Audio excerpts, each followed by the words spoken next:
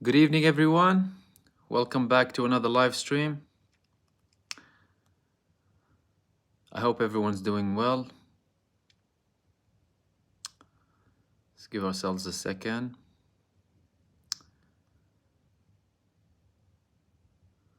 to make sure everything's up and running.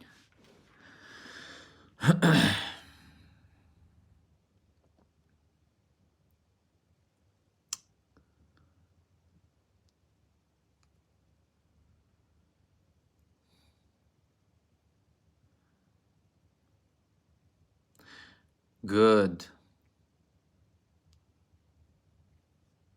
Welcome back to another video, everyone. More like live stream. Thank you so much for everyone who's been waiting. I missed you a couple of days without live streams, but we're back. Already with supers. Thank you so much. Thank you. Ron Chisholm, is the West using Israel in an attempt to slow down the unfolding multipolar world that BRICS represents? Before we get into everything, yeah, I mean, look, America is supporting Israel as the final neo-colonial project in the Middle East. Israel is the last occupation, the final occupying country against the indigenous people, mercilessly committing genocide, committing crimes against humanity. And no matter what they say, it's like their argument is completely defenseless nowadays. They're working really hard in mainstream media. Their politicians are working really, really hard to try and tell you, oh no, Hamas knew it was coming. It's their responsibility, right? Ignoring the fact that the Palestinian people have been deprived of their rights for 75 years, have been expelled from their lands in their hundreds of thousands and millions now, 7 million refugees. All that you're seeing nowadays has been happening on a slow heat, ignored by the supposedly enlightened world. And yes, they want to slow down a multipolar world. They want hegemony. The US treats its world, this world like like its backyard, really. They call Latin America our backyard. They're treating the whole world as if it's their backyard. And no one is entitled to what they're entitled to. They'll go send their warships and aircraft carriers to China and then criticize China for opposing it or for some planes coming next to it, right? As if they own the world. They go and support Ukraine to invade Russia, by the way. Anyone telling you anything else it's delusions. They want Russia, right? And despite all of the pain, despite all of the losses, despite this genocide, the Palestinian people were chosen to wake up the world. And here we are now. Obviously, we will continue exposing what's actually happening there, not the pseudo-reality and the fake propaganda that they're spreading. That's why we have to be here every single day. And we will, so long as we breathe.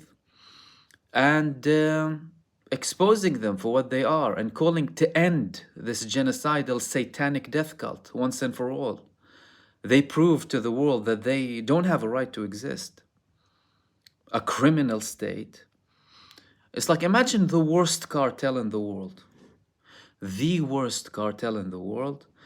Take Israel, times it by 10 million. Supported by people with suits and ties, you know, telling you everything they can tell you to try and justify and deflect and lie and misinform. But thankfully, you know, we have these platforms nowadays. We have you guys to listen.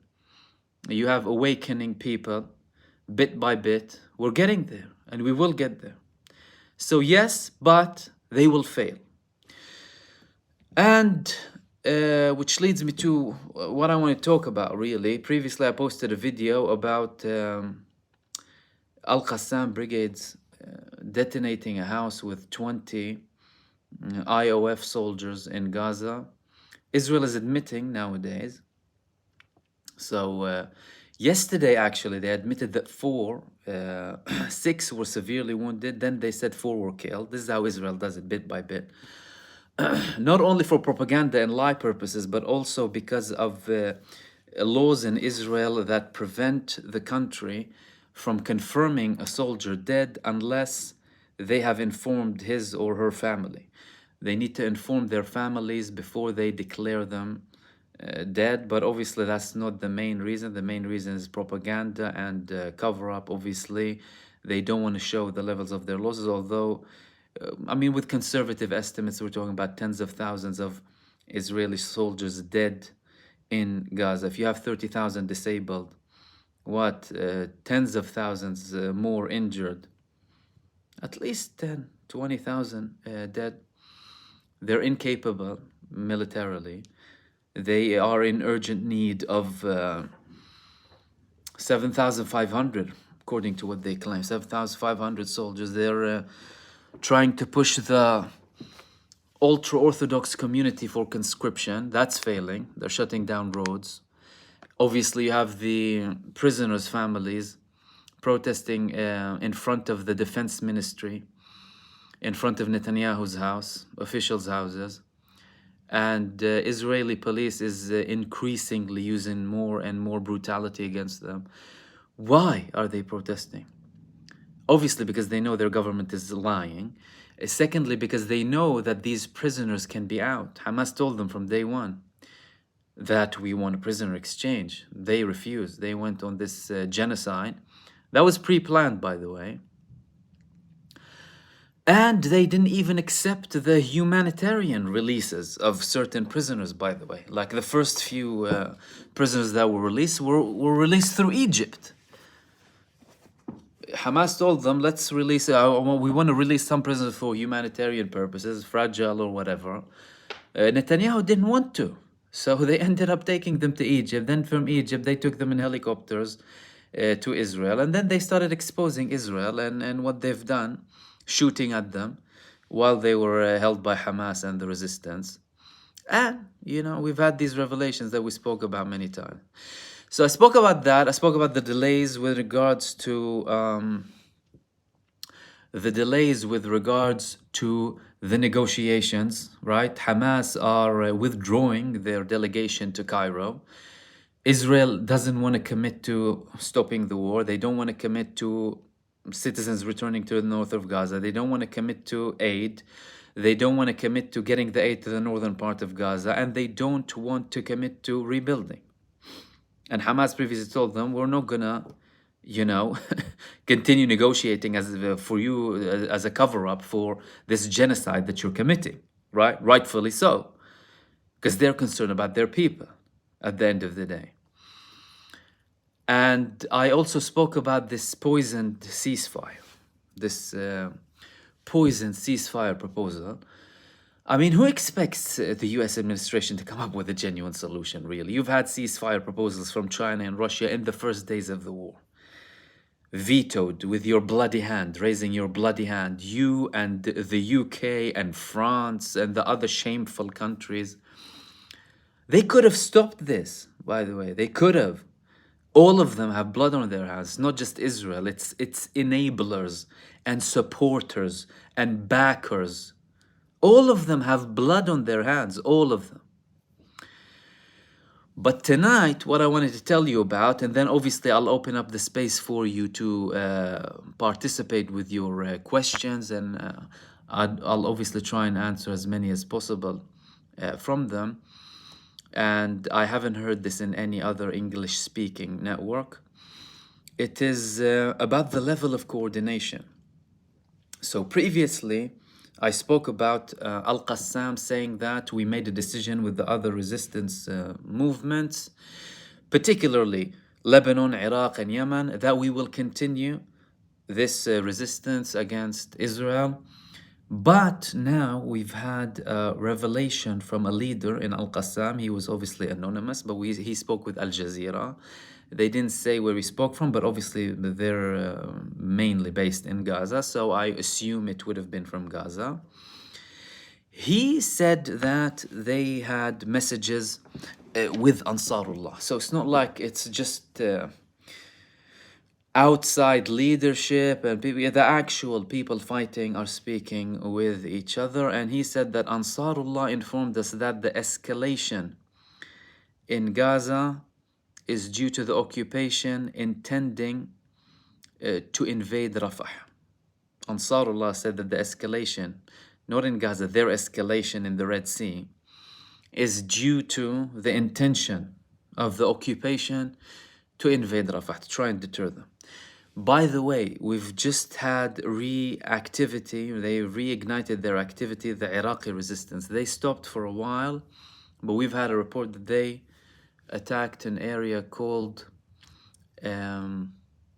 what is it called? Rosh Pina in northern Israel. So clearly they're sending messages as well. He also said that Ansarullah sent us a message to consult us, listen to this, regarding the release of ship crew held on a ship related to Israel. So Ansarullah are consulting Al-Qassam brigades about the ships that they're holding in the Red Sea.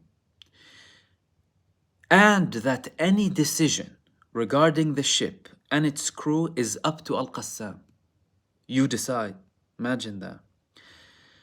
Ansarullah informed us that the Red Sea battle continues until ending the genocide and lifting the siege on Gaza.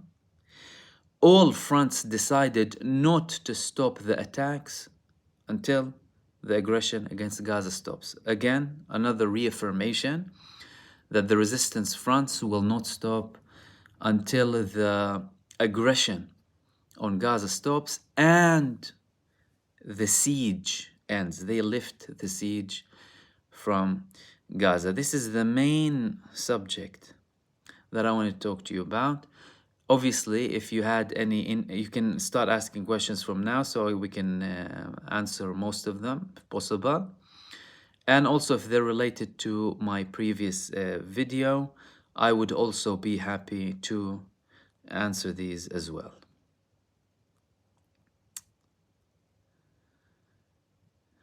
Josie Alvarado, US is going to build a port in Gaza for aid to get through. I think that's just talk, and I don't trust anything that comes from the US. The US proved that it's a country that's worse than Israel in terms of the policymakers and the decision makers. They're the enablers. And I gave an example previously of how they're worse than Israel. They know that they have a lunatic psychopath friend held in an establishment. Israel is the psychopathic lunatic friend that is violent and that can kill if they're really. They go to that room in that establishment, ward, whatever you want to call it. They open up the doors for the psychopathic, lunatic, violent maniac, and they hand him keys to a big arsenal of weapons, a room full of weapons. They tell him, hey, that's the weapon, Mr. Psychopath, maniac, lunatic. Go and do as you wish. The psychopathic, maniac, lunatic, genocidal, abhorrent person, he goes to this room, he takes out all of this lethal weapon, and he goes to civilians randomly, shooting them, right? Shooting them, killing them, mass weapons, tons of weapons, right? And we're not just talking about one psychopath, we're talking about a nation of psychopaths killing people left, right, and center, right? Full of hate, venom, anger. You don't know what to describe. You're lost for words when you describe Israel and the people running Israel and the people in the army and the psychopathic, really racist, supremacist state, really. I mean, you're really lost for words sometimes. So who's worse? The psychopathic patient or the warden? The warden. Of course it's the warden. Because he knows he's a psychopathic, violent lunatic who's killed innocent civilians previously. Although he wasn't, right, in a in a locked room in the case of Israel. They were on the loose. But hey, this is just an example. And they tell them, hey, hello, look, there's a massive room full of weapons there. Go grab as many as you like and go and kill whoever you want to kill. The enabler is worse. With regards to this airdrop aid and the port in Gaza, it's all talk, it's all cover up. They want the votes, they want to remain in power. All they care about is greed and money and their political careers. They couldn't give two hoots about the people of Gaza. They don't care about human life, these people. These people are just as bad as those committing the crimes in Israel.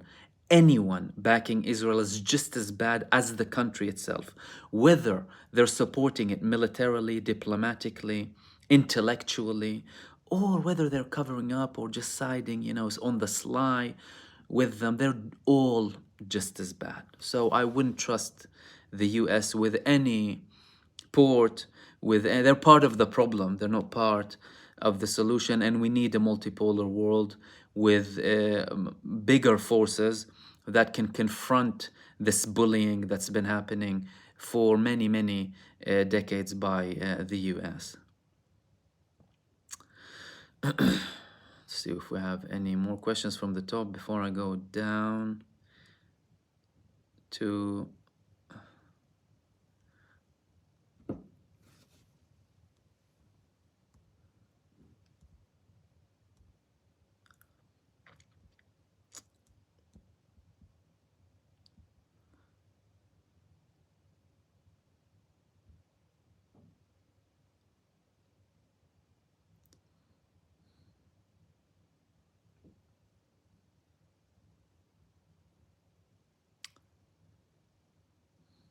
ABCD. Do you agree that the Zionist entity is continually delaying coming to an agreement for a ceasefire or truce in order to continue their genocide and kill as many people as they can?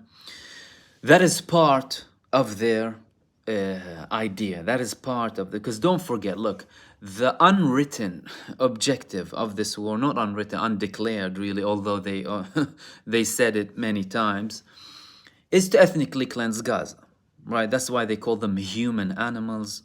That's why they called it, we're gonna turn it into ashes, and they have. That's why they have intellectuals on their mainstream media constantly talking about the fact that the death toll should be 100,000. That's why you have people on their politicians and intellectuals and journalists saying that people should starve to death, children should eat from sewers and drink from sewers, let them die. We need to force them out, right?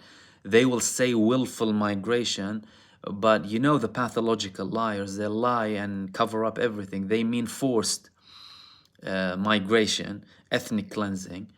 One of Netanyahu's party members, his name is Avi Dichter. This guy was a senior in one of Israel's top security establishment, right? He said this is the 2023 Nakba earlier on in the war. Well, what else? Well, they said it. Amalek, Netanyahu quoting the Bible, right? So it's part of the plan to continue this genocide. However, also, Benjamin Netanyahu, in his delusional, twisted, psychopathic mind, he thinks that by continuing this military pressure as well, apart from his career, and his personal interest, he thinks that he can get something through military pressure. They relied heavily on the social cohesion destruction in Gaza. They failed miserably, right? So you have these attempts from outside of Gaza to inflict this damage within Gaza, and they're failing. And it's a miracle. People don't pay attention to it. You have a city in complete destruction, starvation, famine, people wounded, all catastrophes you can imagine, right? Yet they're still there, steadfast. 700,000 are in North Gaza. You don't have to be in North Gaza. You can go to the south. They're there. Why are they there? Because they know their enemy.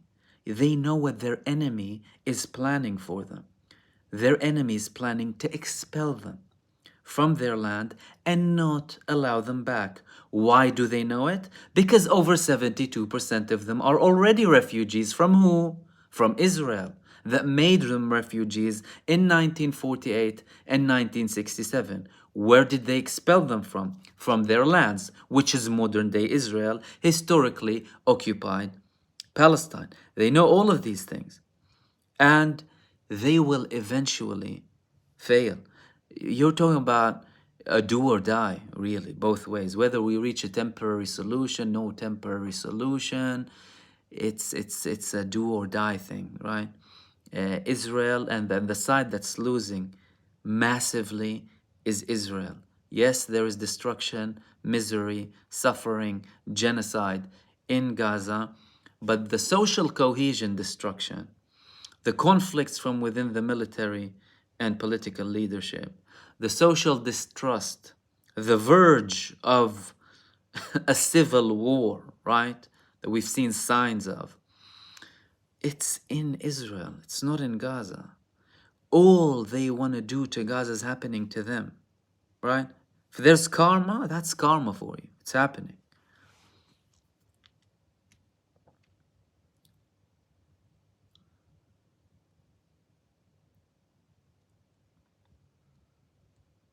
Someone's asking me on, hold on a second.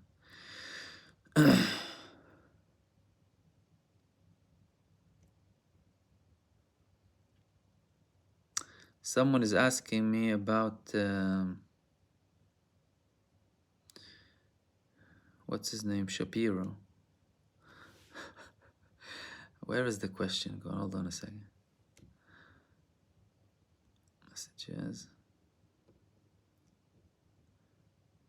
D45. Salam Mahmoud, do you know that if B. Shapiro fired someone because he supported, why does it keep going up?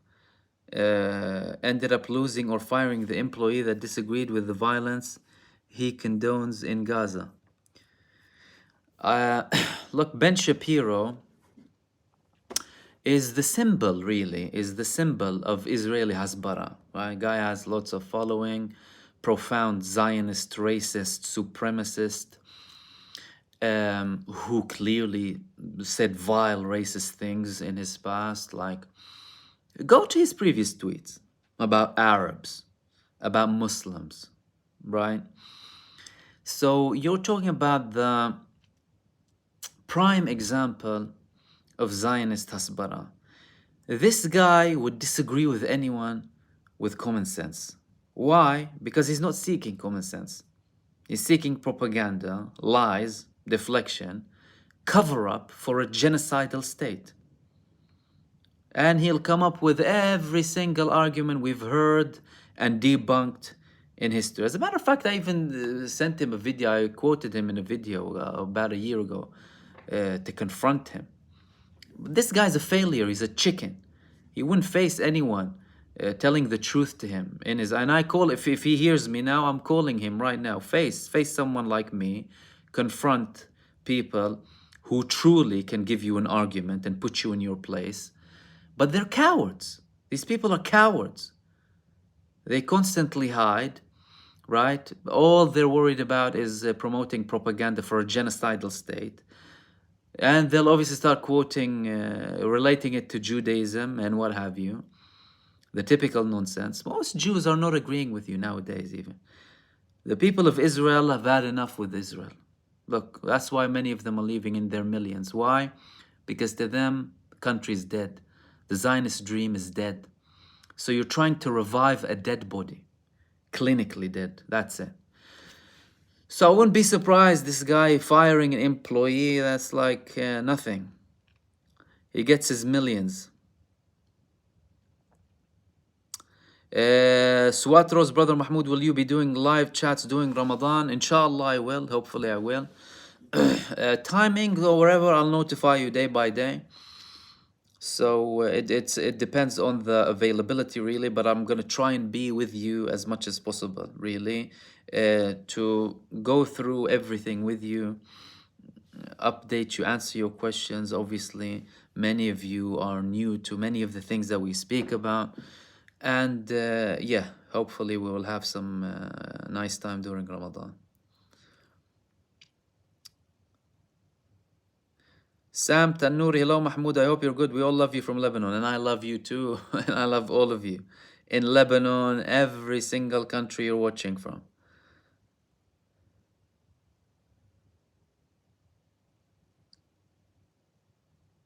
ABCD, what is the situation with Arabs living in Zionist occupation, Haifa, etc.? Are they not protesting or allowed to fear of repercussions?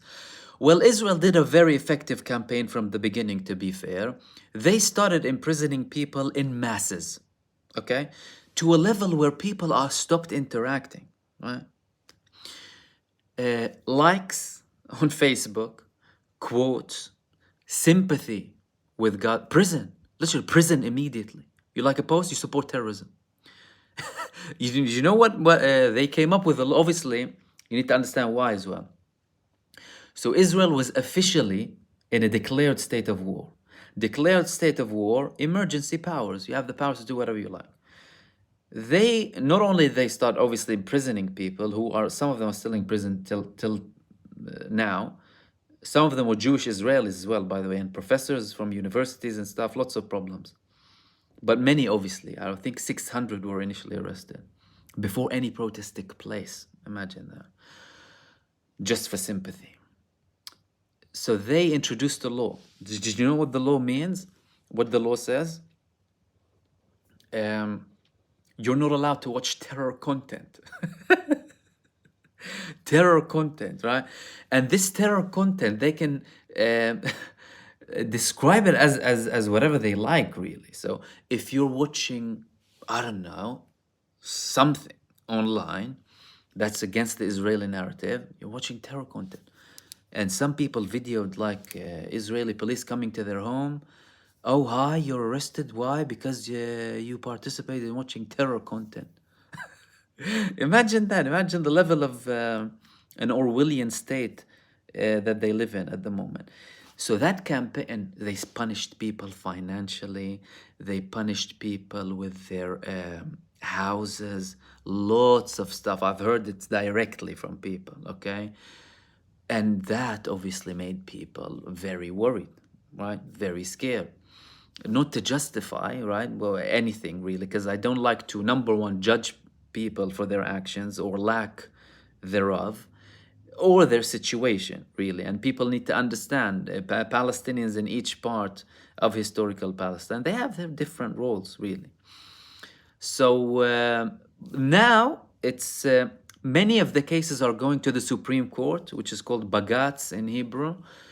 And slowly you're having more and more protests. However, like one police officer per one protester, right? Another thing that they also wanted to stop is protests because of their lack of ability to secure them. This is what you need to understand. You have so many forces and reservists in war, they don't have the time to deal with something internally.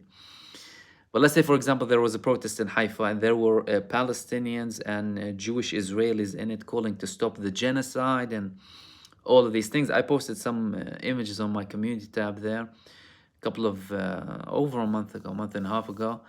And people told me there was one police officer on one person and there were 300 police officers, and they would question every single person coming to the protest.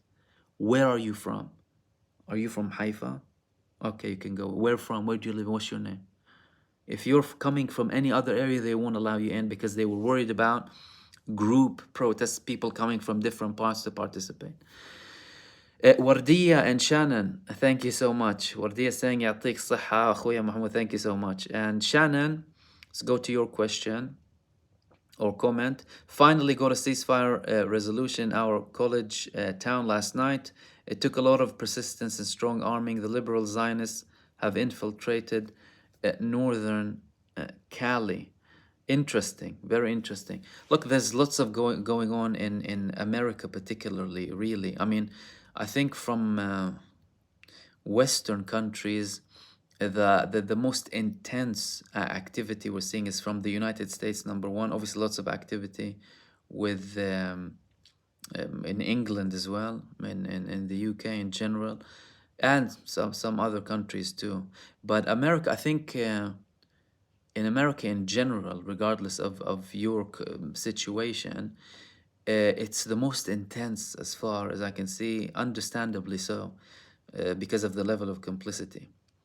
Debbie, thank you so much as well. You say, I start my day with Marwan Bishara and end my day with you. Brilliant. Thank you very much. Okay, let's see the questions we have.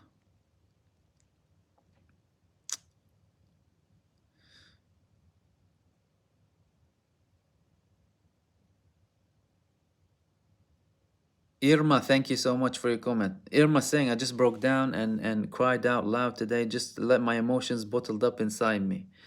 However, the ones really suffering are the Gazans.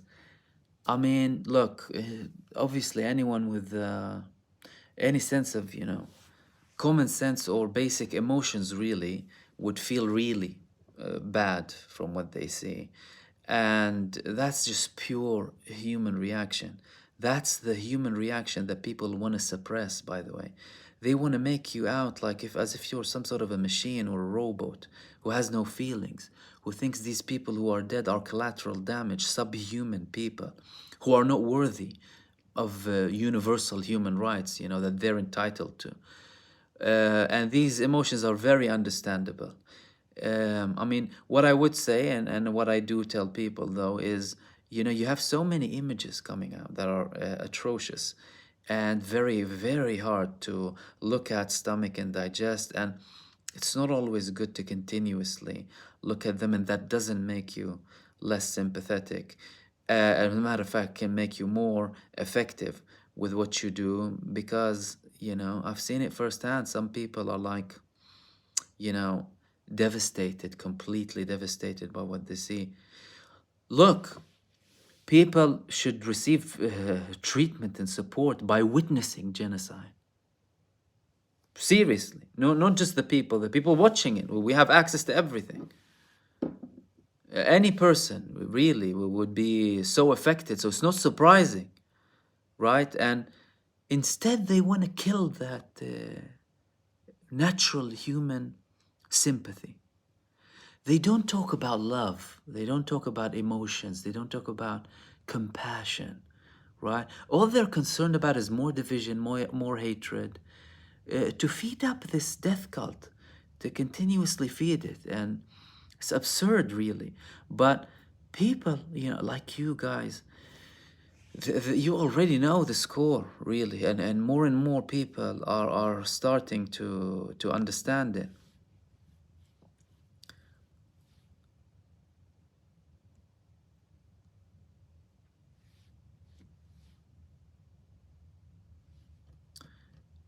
Wardiya, thank you very much. Saying also, inshallah, Palestine will have a safe Ramadan. Inshallah, we hope so. It doesn't look like we're reaching a ceasefire, though, unfortunately, because what are you talking about? 2 days now. Like I said, this American plan for ceasefire is really something very poisonous, and it's trying to legitimize the continuation of the war. When it comes to every single proposal that's coming out from the US administration, now they said ceasefire and we release the hostages. Right? They didn't talk about the Palestinian prisoners, didn't talk about anything else. All they're concerned about is enabling Israel and saying the ball is in Hamas's court. So either you agree to a humiliating deal for you and your people that will enable the psychopathic, lunatic, maniac, genocidal death cult to continue killing your people without guaranteeing that they will stop the war, or face the continuation of the war. This is what they're saying by this proposal, by the way. It's nothing apart from this. It's not going to guarantee a total ceasefire or end of the war. It's not going to guarantee withdrawal. It's not going to guarantee aid. It's not going to guarantee that any one Palestinian prisoner is released.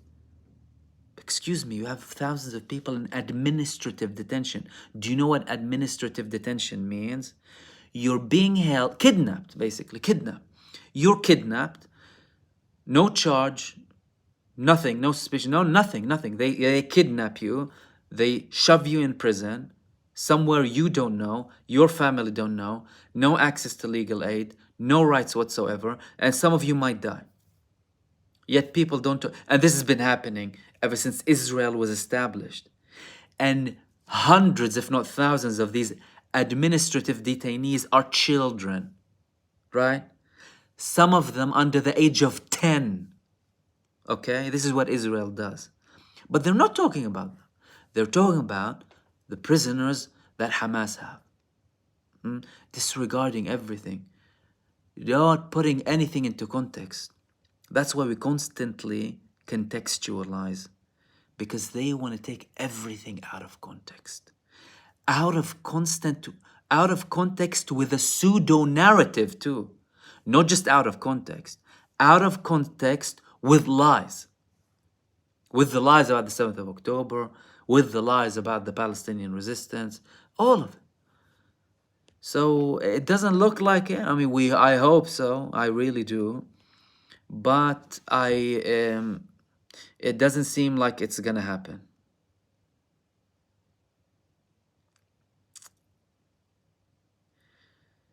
Okay, let's go to your next question. And obviously, if any of you have any question, you can drop them now below.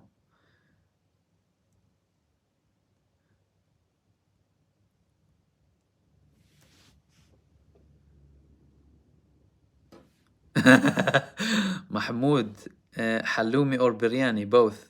That's from Yusuf. Yusuf always asks me about something completely out of the topic and related to food. But look, both of them.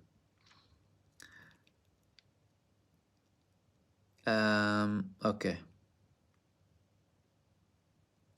Ari Magoo, you also asked me about building a humanitarian port. Look, as I said, I hope I clarified if you didn't hear it. Everything that they do, everything that the US administration does is poisonous when it comes to aid. Like this ceasefire deal. Nice, clear slogans with poison inside it. Talking about a port. They already proposed having a port from a long time ago. Israel destroyed any plan. There's an airport in Gaza. Israel destroyed it. Palestinians never had a state. They never had a state. They never had any of the rights that they actually have by international law, right? Apart from the historical rights. Apart from the historical rights when it comes to refugees, right to return, all of these things. But let's say you have Israel. Have we had a Palestinian state? Well, why don't we have a state? Why don't they have a port? Why is there no freedom of movement? Why, all of these things, right? So I really don't trust any of these proposals, really.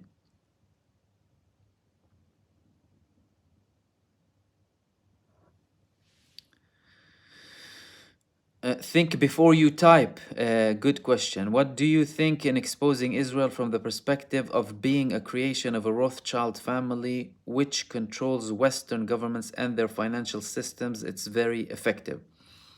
Look, many people know who the Rothschilds are. They were a main contributor to the establishment of Israel. They were the financiers of Israel. Israel wouldn't have happened without the Rothschild family. Other families as well, other financial companies, groups, and elites, okay? However, when we talk about a conflict, you talk about the people who make the decisions and take the actions. I don't have proof. I haven't seen proof. Obviously, we know about the money, the historical funding and stuff, and people. That's why people boycott companies that fund Israel and support it. Fair enough, and that's great. But when it comes to, let's say, the war, who made the decision to commit this genocide? I have an address. He's Benjamin Netanyahu. He's the Prime Minister of Israel because the army listens to him.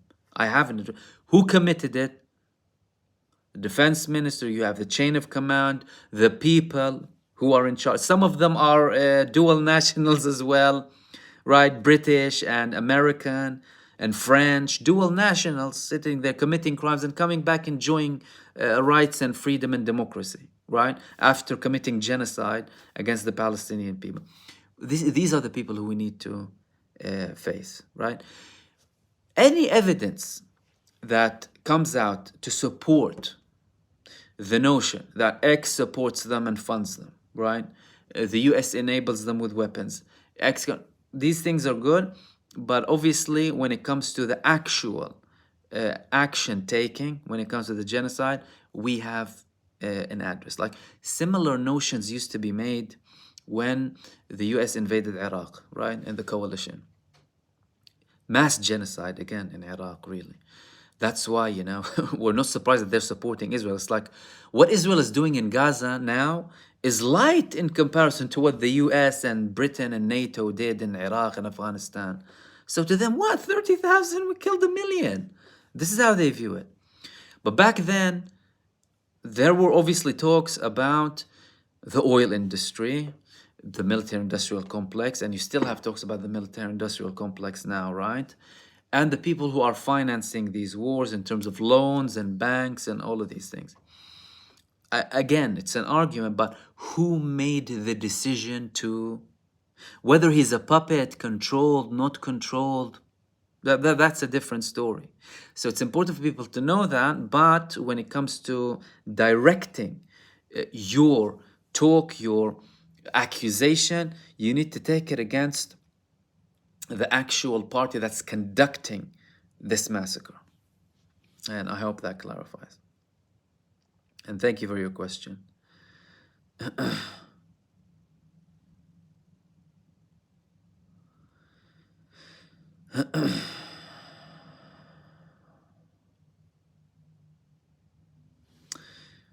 Osij Ekwam, yesterday I heard you say that the IDF, IOF take revenge on civilians after suffering military setbacks. I heard an analyst say it's far more cold-blooded than that. We're both right. He's right and I'm right. I'll tell you why. He's right because it's in their nature. This is how Israel was created. And I constantly say that. It's not just this genocide. It's not just Netanyahu. It's the criminal mindset of this genocidal satanic death cult. It's Israel as a state as it always was. Built on blood, ethnic cleansing, racism, supremacy, psychopathy. This is how Israel was built. Israel enabled this. So no, of course, cold-blooded, brainwashed psychopaths, supremacist psychopaths, of course. However, what I was talking about, when they intensify certain attacks immediately after every big hit that they took from the resistance, they carry out a big massacre. A very big massacre. We saw that obviously after 7th of October, biggest military humiliation. Look at what they've done. After the Shuja'iyya battle, where 13 were killed and Israel admitted, after they detonated that home next to the Israeli border with about 24 soldiers, after they've detonated the house in Khan Yunis, 2 of them, Al-Burej, they had the Rafah attack, they do it immediately. Why? Because it's as if they're frustrated. They're frustrated with the people, right? Although they know, and they have the technology to know exactly who's in those houses. Every single child, they know. You have the technology to know heat detectors, motion detectors. Ladies and gentlemen, let no one be fooled. Telling you about Hamas hiding between civilians, using them as human shields. The only people using human shields is Israel. They're using their own people as human shields. They're using their soldiers as cannon fodder for this death cult. And they're using the Gazan civilians as human shield in many cases, and kill them as well.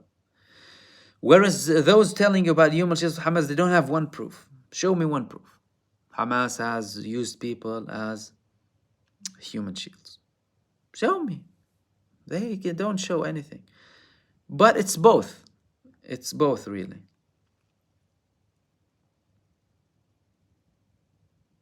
ABCD, anything on genocide? Joe administration says to support the Palestinians for domestic purposes, consumption only. They have never given a damn about Gaza. They could stop the massacre if they want. Absolutely. He's only concerned about his votes. Why do you think little Rishi spoke about ceasefire? Do you think he wants ceasefire, Rishi Sunak? Rishi Sunak is a Zionist little puppet. He only spoke about it also because you saw the humiliation, George Galloway, and more rise of, independent people. People waking up against this 2-3 party system that they have, realizing that they're electing dictatorship. Well, we live in failed states. People who think you live in open democracies, it's a delusion, really. And they, when they talk about democracy as well, that's another thing. They talk about it as if they brought it here.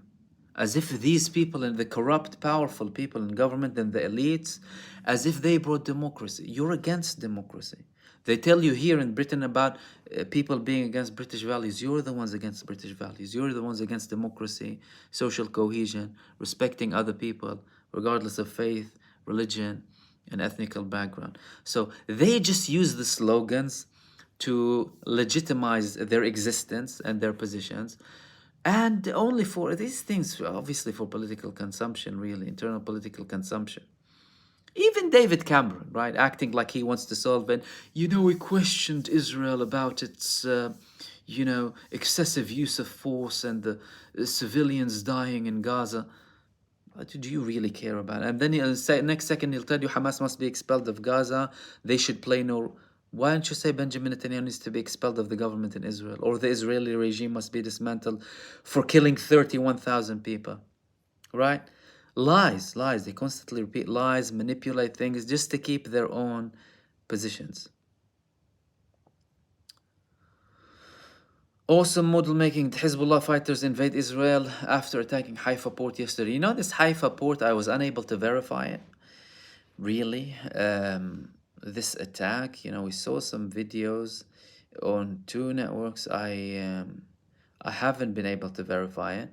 In terms of invasion, there were a couple of invasions from Lebanon, not in massive numbers. The most significant invasion that I spoke about was an invasion from the IDF into Lebanon that was intercepted by Hezbollah successfully. And obviously the 70 missiles that were launched from Lebanon by some sort of movement, that didn't really declare it. However, I wouldn't be surprised if any invasions occur really in the next coming weeks or days.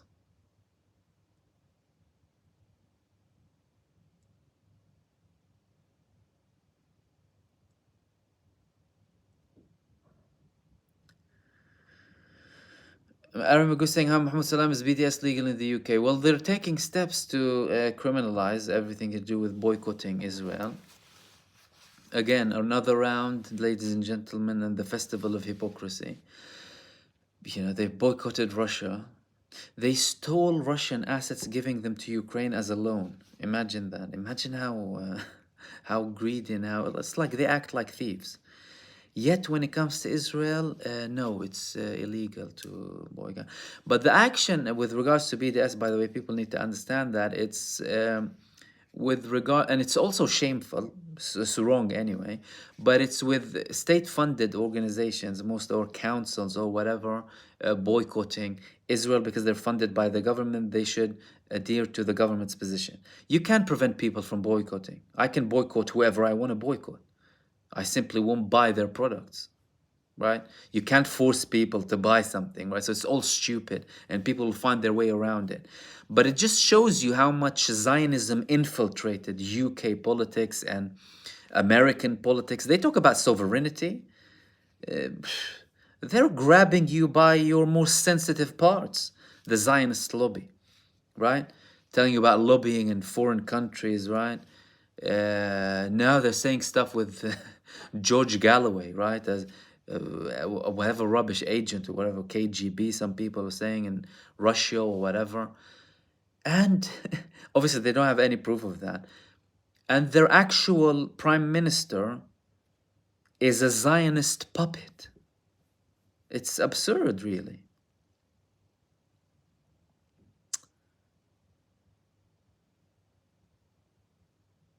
Mind Matter, hi Mahmoud, when do you think the Zionist entity will end? I think we're in the process of seeing it ending.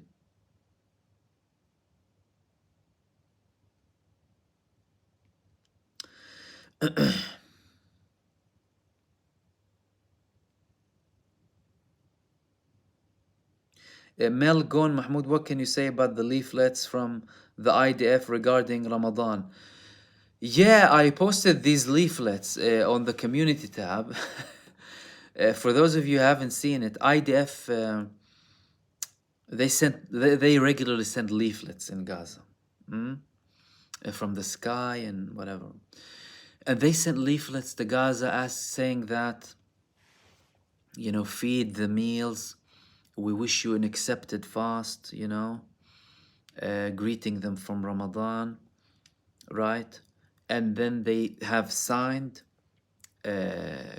calling the signature up on top of the IDF logo, Al-Fath al-Sadiq, right? The, what's it called?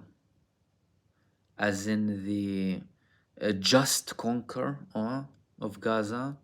And then they said after it, opening a new horizon for the people of Gaza. So the IDF handing leaflets.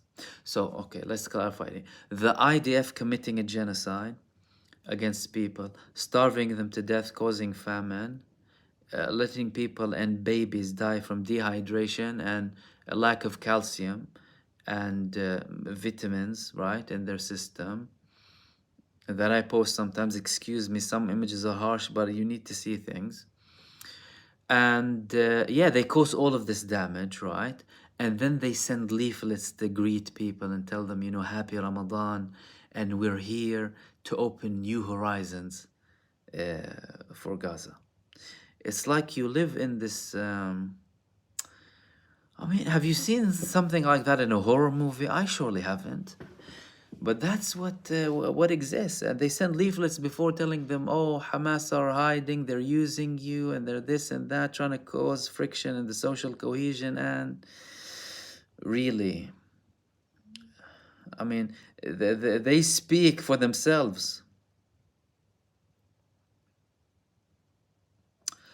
Antonia P.I. Mahmoud, do you think there will be a decisive victory against Israel and their Western allies in the medium term? Look, it depends on how you define a decisive victory, really. When it comes to war, I think people should understand the following. Wars, they have objectives. The success and the winning of the war needs to be accompanied by getting these objectives. Israel's objectives for the war were as follows: eliminating Hamas, making Gaza unable to be a threat, right? Disabling Gaza in terms of military, in terms of threat to Israel, returning their prisoners. Did they achieve any of the above during these 5 months of genocide and 70,000 tons of bombs, 5 times the size of the nuclear bombs that were that landed on Hiroshima and Nagasaki by the American Army, the American Air Force? Have they achieved any of that? They haven't. What does that mean? That they lost. Okay, so let's put it in this perspective. Decisive, right, ultimate, that's a little bit far-fetched in terms of definition. Why?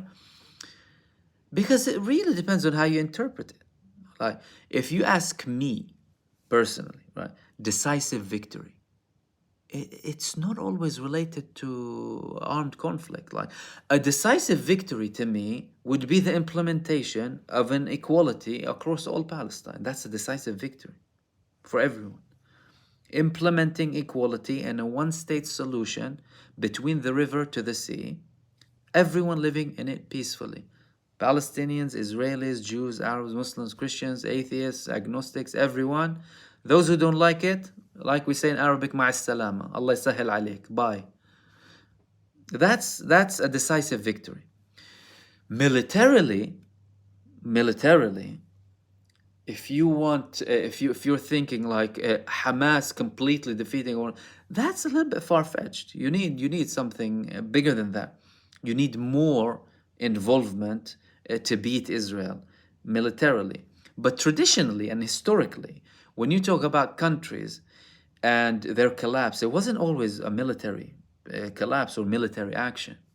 Many countries previously, it wasn't always through military action. The resistance is there as a means because of the hopeless situation of the Palestinian people in terms of diplomacy and asking for their rights and asking to implement international law and begging the so-called international community, which is a clique of elites in London, New York, and a couple of other capitals, in Washington.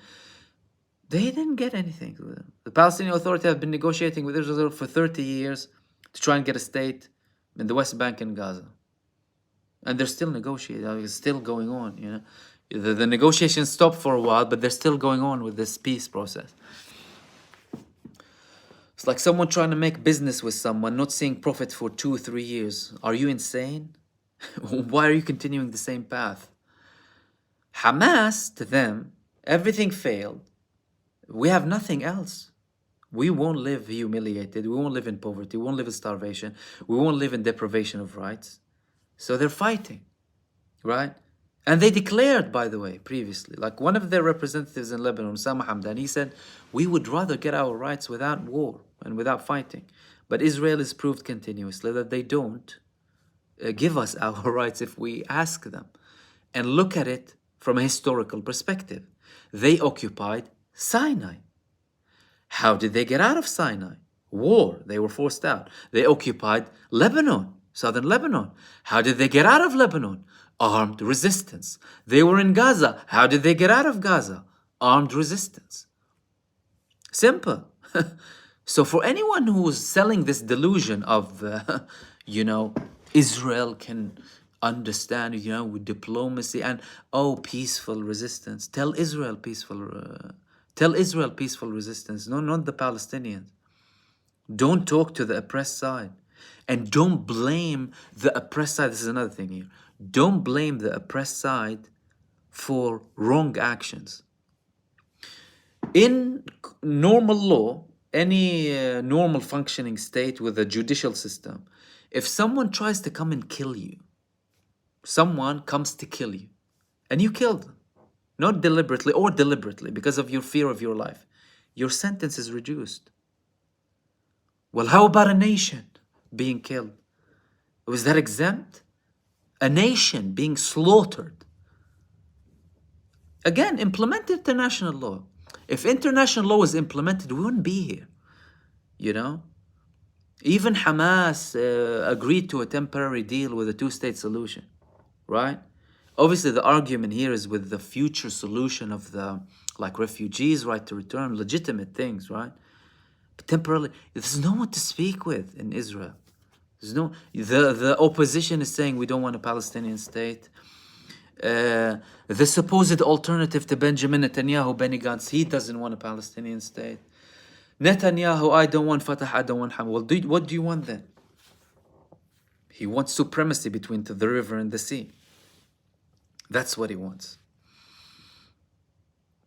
But if you're asking me, look, in the short term, what I expect the following. Either we will have this as an ongoing conflict up until one side is completely defeated, and that would take a hell of a lot of time if you want Israel to win. And I don't think they will. Or we will get a temporary deal. So it could be Israel that's defeated, by the way, as well. Or we can have a temporary deal with an ongoing conflict. Again, return to pre the 7th of October.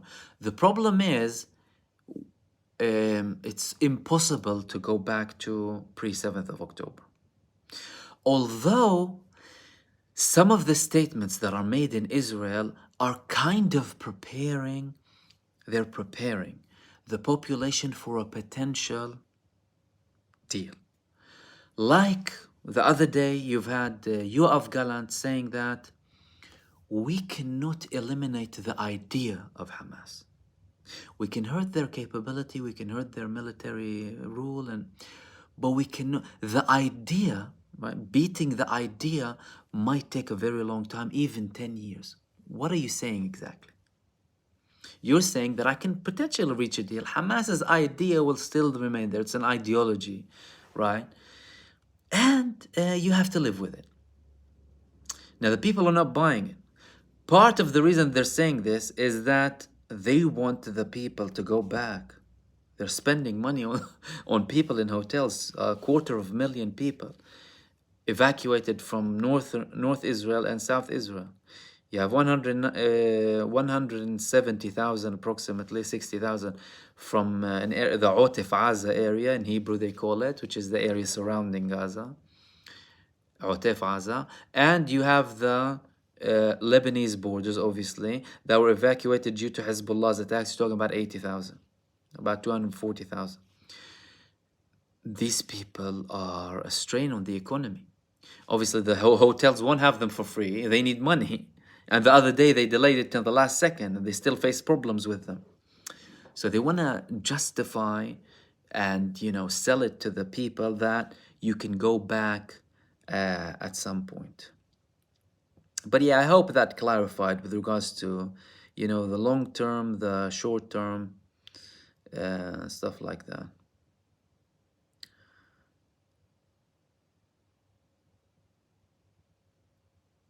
Idris Sahadat, Assalamu alaikum Mahmoud. Do you know, as we speak, the US announced it will supply Israel with more weapons? Wa alaikum assalam wa rahmatullah. Yes, I have heard. Yeah, of course. Not surprising. They have been supplying them with weapons all along. And like I said, they're the enablers. They're worse than Israel in many cases. And it's not surprising whatsoever. But people should be outraged by it. And people should speak up about it more. But to be fair, from the images I see from the United States, I mean, really, people are doing an amazing job with all of these officials and politicians and Blinken and the protests around them. It's like, and Americans have a lot of fearlessness, by the way. They will say things outright and they will do things everywhere, really, when it comes to confronting people and decision makers to their support. So I'm not surprised. I don't know why anyone would be, really, and it just proves the poisonous intentions behind everything else that they do, including the airdrop aid and these talks about a potential port.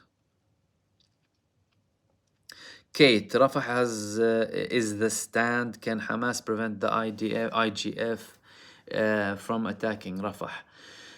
Of course. I mean, look, when it comes to all of Gaza, if you want to understand Rafah, although you can't really understand unless something happens in terms of resistance, right?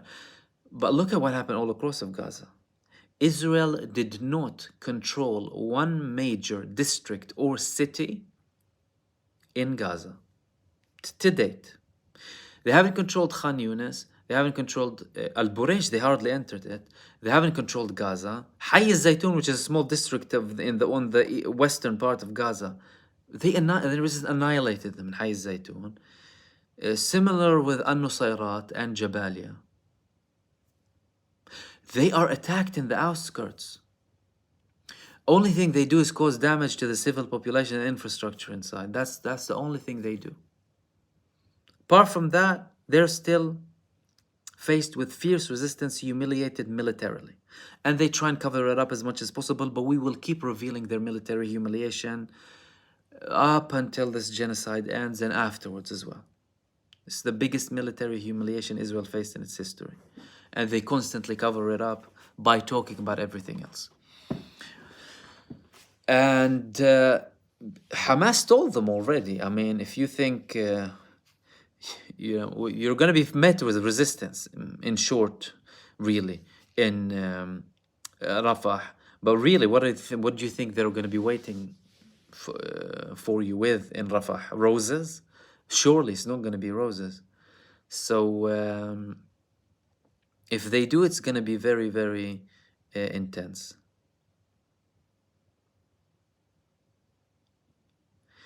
Fatima, so Mahmoud, is it true that Hezbollah gave a warning to the business owners on the northern side of Israel to evacuate, or else they will be targeting the business owners? It's Israel who warned them. Sorry, it was an organization of Israeli businesses comprising of 700 businesses. They sent internal messages between them that, we're under attack, this can happen, outage, shortage of food, shortage of supply, all of these things. That came after Israeli warnings, official Israeli warnings from multiple governmental departments to the civilian population, warning them from outages for days, lack of food, lack of water, lack of medicine, and for them to prepare, have canned food, have generators, all of these things. That's from 2 months ago, by the way. So they're preparing for a war. Division 36 is still up there. And obviously, they had these two ground invasion attempts that were successfully intercepted by Hezbollah. And by the way, I spoke about this if you haven't watched that video. Do you think they would have stopped if they weren't stopped by Hezbollah? Does anyone think that Israel would stop? No, they would have continued. They would have continued. As a matter of fact, up until they reached Beirut, really. But it's, again, Israel, they understand the language of force constantly. People are saying that, really.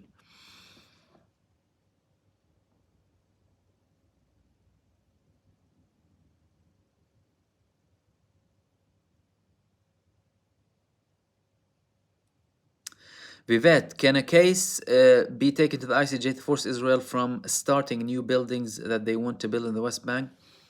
Look, the irony of it is everything in the West Bank is illegal. It has always been illegal. The countries that support Israel constantly say, oh, don't expand settlements, right? But again, with the psychopath example that I gave you previously, it's like this enabler, this warden, goes to the psychopath, taps his back, and he was like, okay, don't kill them. You're talking about a lunatic, an enabled psychopathic, racist, supremacist lunatic. Use some enforcement measures. But international law clearly doesn't apply on certain countries.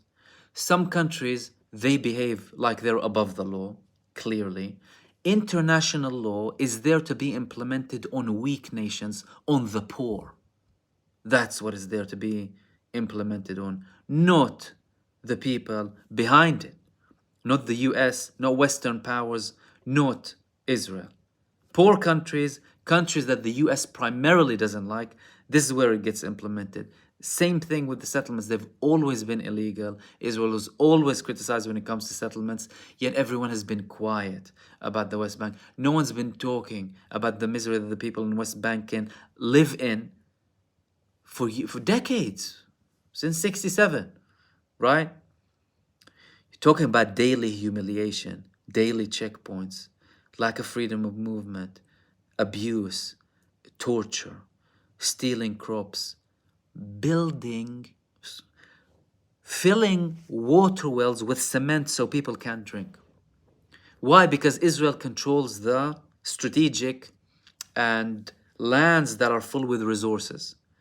And if a poor Palestinian family or village, they find a well or something, they'll go fill it up for them. This is how they behave.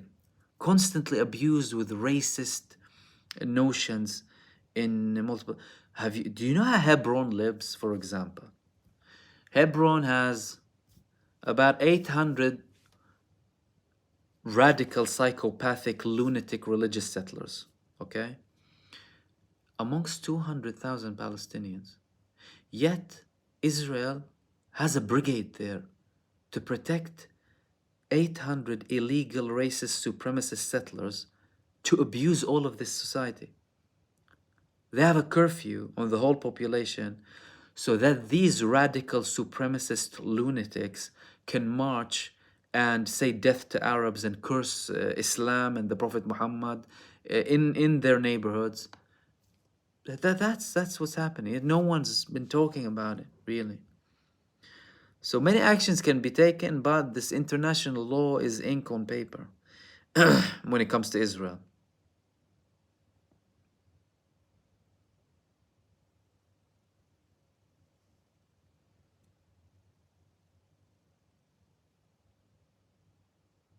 Let's go to your next input.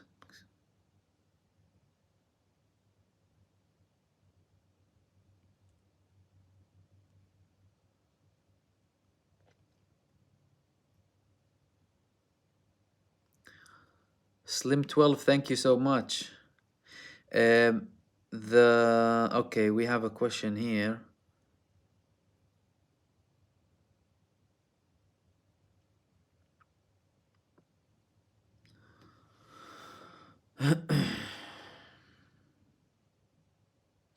Angela Brody, Assalamu alaikum Mahmoud. What can be done that will actually make Israel stop this evil in the West Bank? It's beyond criminal. Wa alaikum assalam wa rahmatullah. Thank you for your membership, Angela. Well, like I said, implementing international law. If international law is implemented in the West Bank, then you'd stop them. But clearly, no one wants to implement international law. And you have a Palestinian Authority sitting there enabling this for the past 30 years, despite constant expansion in the West Bank, constant abuse, constant breaches of human rights, crimes against humanity on a daily basis in the West Bank. I mean, any activists from the West who went to the West Bank and saw how these people live in were shocked. Complete shock. It's like a total shock if you go to the West Bank. Right? Roads for settlers, roads for Arabs. Well, reminds you of something? Apartheid South Africa. But it's worse in many ways. So simply by implementing, if people implement international law, then, do you know what I mean? We'll be done with them. But clearly they don't want to implement international law. Mind matter, Mahmoud, if the US or Israel attack Iran, do you think Russia would step in just like they did when the US, UK were going to attack India? I think Iran, number one, it would take some time before state action is taken against Iran rather than these dodgy, shady intel operations like targeted assassinations without countries admitting, because that has legal, judicial, political, and military implications. So it would take a lot for a war that started with Iran. But Iran, I think, would be a red line for Russia. Why? Because they're a big ally for Russia, close to Russia. They supply Russia with lots of missiles that are very effective in Ukraine. And it would also be a red line for who? China. Because this is how, the bigger it gets, the bigger the involvement it gets. So far, there are massive attempts to try and contain it between the resistance movements, the resistance groups actively fighting against Israel, and not let it go out of control, spiral out of control. But the ones spiraling out of control are Israel, the US, the UK, and the Genocide Coalition, going to attack Yemen instead of going and attacking Israel and stopping them from committing a genocide, right? Going against the Yemenis who haven't killed an ant.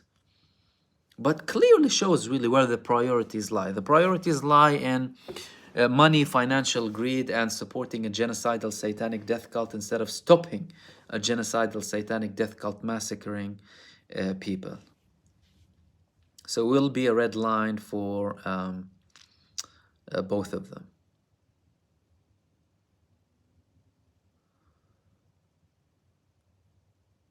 Sandy, I value your informed commentary. What is your ideal form of government? Not a loaded question. I just want to understand what you think. It works best for all people. Thank you very much for your comment. I think really basic government, really. Like, there's no point in reinventing the wheel when it comes to governments. Like, we have systems that work if they're implemented. If you talk about democracy as a concept, right? Power to the people, people rule, people govern with constant reviews, not like the elected dictatorships we have here. If you go back to Athenian democracy, you had constant reviews, people who are very experienced in what they do. The society is constantly consulted. We have a couple of examples in the world, completely consulted when it comes to big decisions, right? Not just electing a person who will then do whatever the hell they want to do 4 years because he'll tell you, you gave me a mandate, after manipulating them through the tabloids and mainstream media. That's another question here, because when you talk about the form of government, you need to have laws that control the media too. You can't have like all of these powerful people controlling everything, shifting public opinion wherever the hell they want to shift it to. Because people at the end of the day, they look at headlines, right? They look at the headlines of the newspapers of what they see. Oh, these are bad, these are good, they did this, but they'll make their decision. Oh, okay? I'm not saying obviously restrict freedom. No, you need to have freedom, but How do you define this freedom?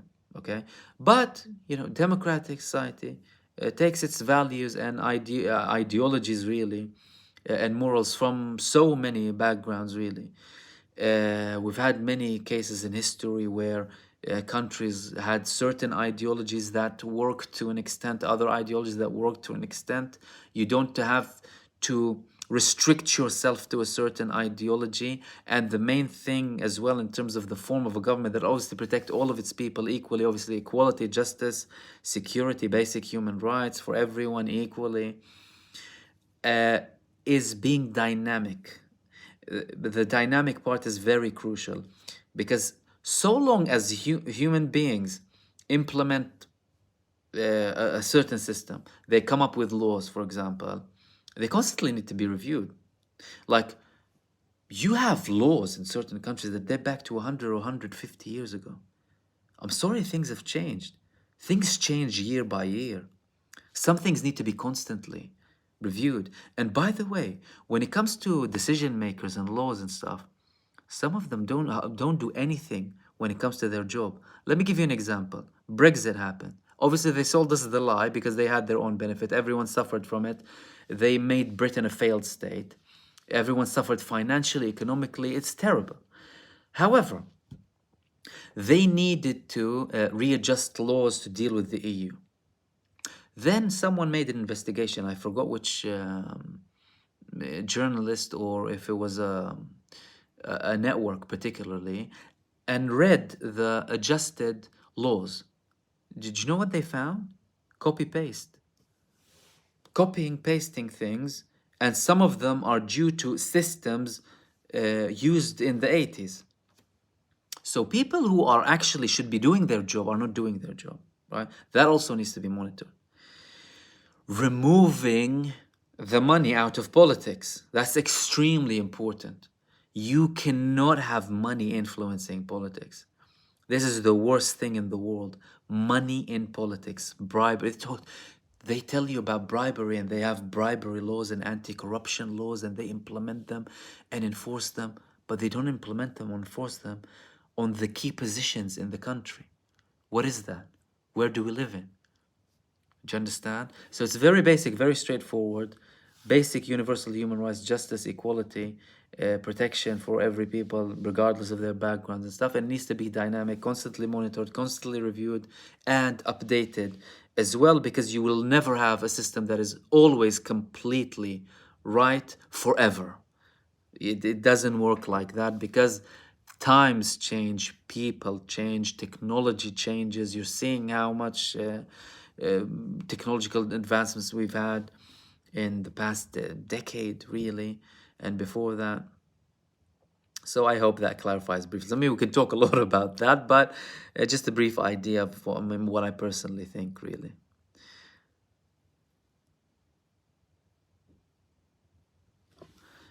Catherine Dawson is asking me, how will the Ummah react in Ramadan? So Ummah, for those of you who understand, is the nation, usually described the nation of Muslims or Arabs. Fasting while Gaza starves, the spiritual correction is very strong. Well, look, obviously Ramadan is a holy month, and many people obviously celebrate Ramadan and fast and all these things. But when it comes to people actually taking action, we shouldn't be waiting for Ramadan or non-Ramadan here. I think we should be focused on the suffering, regardless of when it comes from, when it begins, when it ends, regardless of the people suffering from it. And we need to be morally consistent. We're not seeing moral consistency. And the case with the Muslim nations and the Arab nations is, in many cases, they are under dictatorships as well. We're not talking about countries that have like amazing freedoms or whatever. What's enabling Israel? How can Israel actually commit what it's committing without the silence and lack of proper action from Arab and Muslim states surrounding it, by the way? And listen, even if you talk about diplomatic action using their diplomatic tools to the highest extent, countries that have relations with Israel leveraging this relationship to put more pressure, that's not happening. So I'm not expecting a lot because we've had campaigns, we've had the genocides and wars during Ramadan and Eid, and Israel started them deliberately on those events, but nothing really stopped them from committing genocide. Like I said, even if you want to go about, if you don't want to talk about protests in Egypt or in Jordan, for example, the closest countries to Israel, can they do anything without police presence? I've heard people telling me they have eye detectors and scanners on the borders with Israel, even if they have lands in Jordan. And if someone wants to have a protest, it'll be in a restricted place, certain area, certain amount of time. That's it, you go back home. Right? So I hope that clarifies.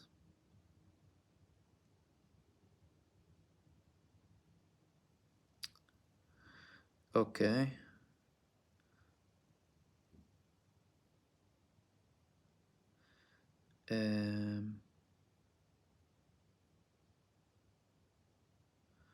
Let's see if you have any more questions.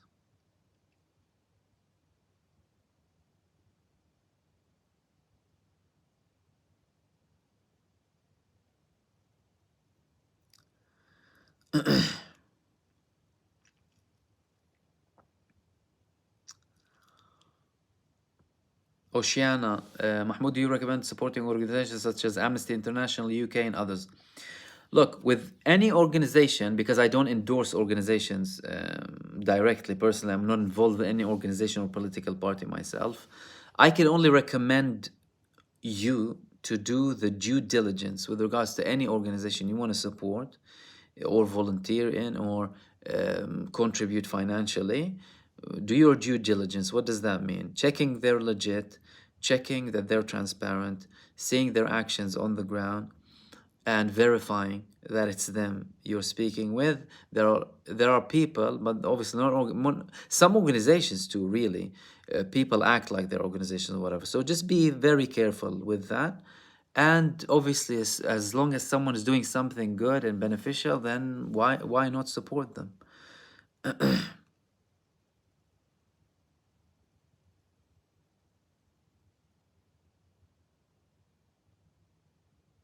Coffee, there is no democracy in the West. The choice between Zionist red and Zionist blue is not democracy. That is very true.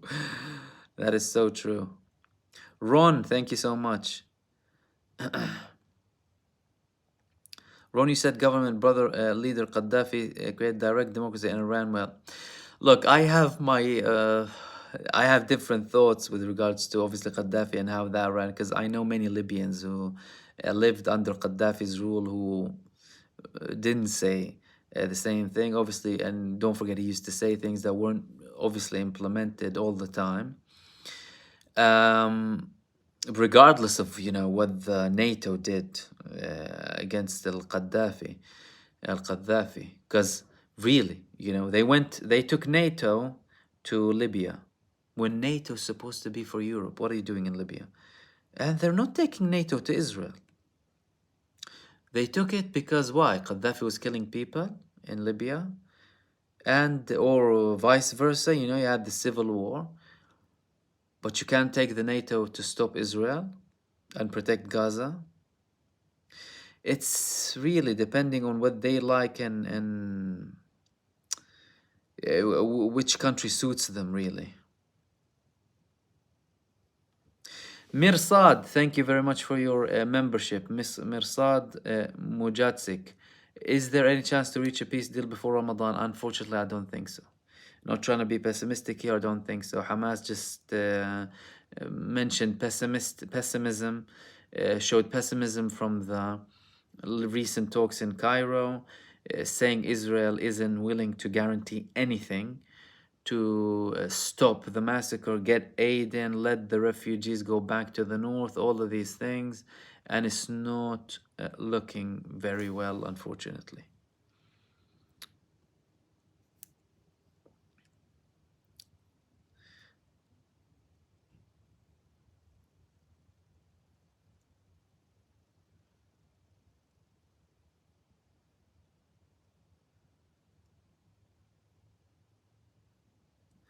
Omar Zaqut. Justice is the foundation of dominion and oppression heralds the destruction of a civilization. That's from Ibn Khaldun. That's very interesting.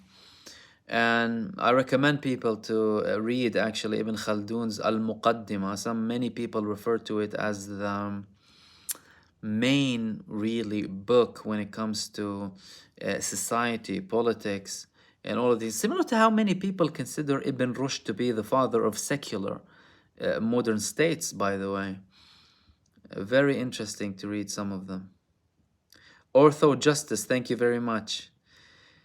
And greetings to everyone sending me greetings. Let's see if we have any more questions before we wrap up. And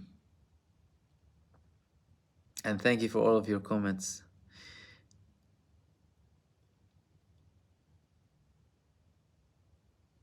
Marvin Vergus, question: do Muslims in the UK have any major political figures that are speaking out for Palestine? Are Muslims unified in a political party in the UK? Do they have any leverage? There are obviously Muslim figures in different parties, really. You've had them with the Tories, you've had some of them with Labour and other parties too. There's no such thing as a unified Muslim party. I mean, I would personally not really be a fan of such a thing because I don't like identity-based parties, but rather values are supported. In terms of leverage, in terms of politics, they clearly do. Why? Because if Muslims will call to stop supporting someone, for example, they will have an effect similar to the Arabs and Muslims in the US with regards to Gaza and the position on it. Obviously, that's also combined with a national effort as well. But clearly, they have their weight when it comes to politics in England, in Britain.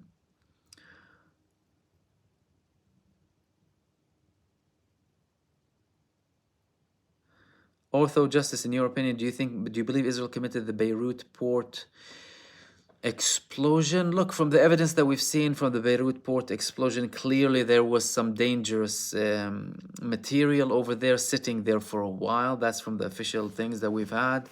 Did Israel commit it? I wouldn't be surprised if they contributed to it, but you need a firm investigation to really know exactly what happened, and clearly there were quite a few attempts to cover up what happened in the Beirut bombing.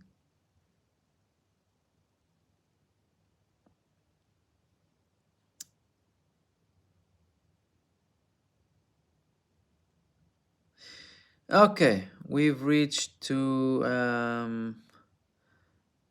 I'll just answer this one. I was asked this question before, but I'll repeat it. Violet, is there any chance of Netanyahu being assassinated?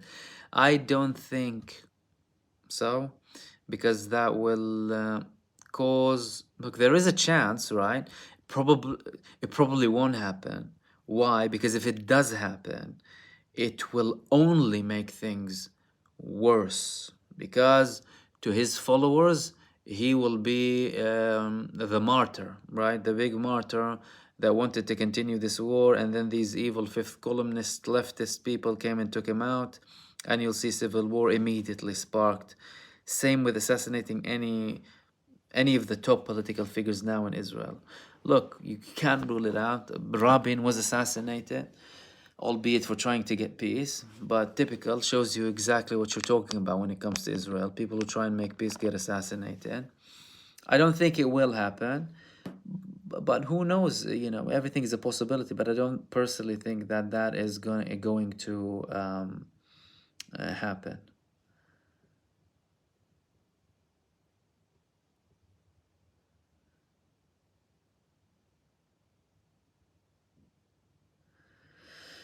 Okay, that's it. All right, cool. Excellent. We've reached most of the questions. I see some questions were repeated. I would advise you to look into the video as a whole when it's saved on YouTube to see, because we spoke about many subjects that were repeated in regards to the port and all of these things that we don't want to constantly repeat, obviously. But you can, if you rewatch this live stream, you'll see all of them. But thank you so much for joining me in this live stream. Like I said, I will advise you with any live stream as and when. If it's gonna be scheduled, I will try and make it during the day, so you will see it live if you go to my live section on my channel, or you can view it on my community tab being scheduled as a schedule. Then you can push your notification buttons on to know when it's gonna happen. Usually if I'll do a live stream apart from the regular videos that I do, I will post it on my community tab. Obviously I'll try my best to do them regularly for you, so I'll open up the space for you and you can join in, share your thoughts and contributions. I can obviously mention some of them. Apologies that I'm unable to mention all of them just for time limits really, and address most of the questions. But that's it. Let's wrap it up for tonight. Thank you so much for joining me. Thank you for everyone who sent super thanks, and I'm sorry if I missed any of you. I don't always see the notification, but I really appreciate your support and contributions.